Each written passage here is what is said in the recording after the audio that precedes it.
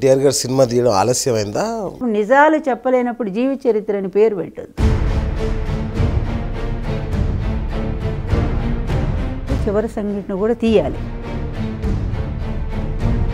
So ఇప్పుడు ఏంటి బాలకృష్ణ గారు ఈ సినిమాను వక్రీకరించి తీస్తారని అనుకుంటున్నారా మీరు? వాళ్ళ బాగున్నాడు కదా వెనక, ఆయన ఏమన్నా తన హీరోగా పెద్ద తన ఏదో గొప్పవాడు, ఈ పార్టీని కాపాడే హీరో నేనే, ఆమె బారి నుంచి పార్టీని రక్షించి, ఎంత ఈ మాటలు వింటుంటేనే అసహ్యం వేస్తూ ఉంటాయి.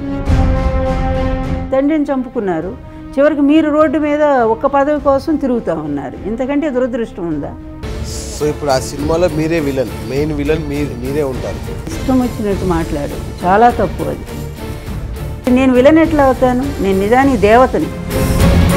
మార్గ ప్లాన్లో రామోజీ, చంద్రబాబు నాయుడు ఇద్దరూ కలిసి చేసినటువంటి ఈ కుట్రలో నన్ను ఒక బూచిగా చూపించి జరిగినటువంటి చరిత్రని ఈ విధంగా పక్కదారి పట్టించడం అనేది ఇంతకంటే దుర్మార్గం ఇంకొకటి లేదు. నాదెండ్ల భాస్కరరావు గారు నేనే హీరో అంటున్నారు.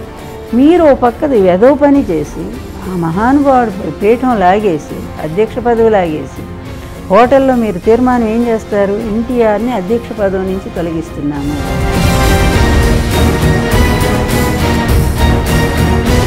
జూనియర్ ఎన్టీఆర్ని ఏంటంటే మీరేనా ప్రోత్సహించింది మొదటి నుంచి కుటుంబానికి దూరంగా ఉన్నప్పుడు?